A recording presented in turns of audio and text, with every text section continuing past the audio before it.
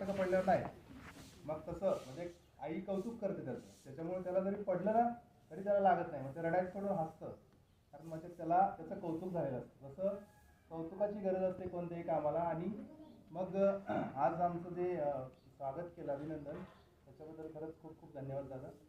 आणि आता बघा आपल्या शाळेचे विद्यार्थी पण तालुका स्तरावर गेलेले आहेत, तर त्यांचंही आपण कौतुक करूया. त्याच्यासाठी आम्ही बक्षीस आणलेलं आहे.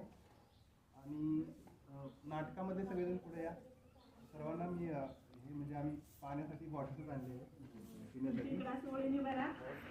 आपल्या सगळं खेळा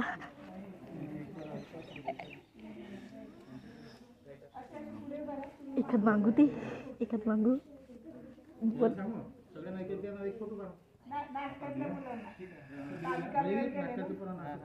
आता त्यांचे नाव फोटो काढ.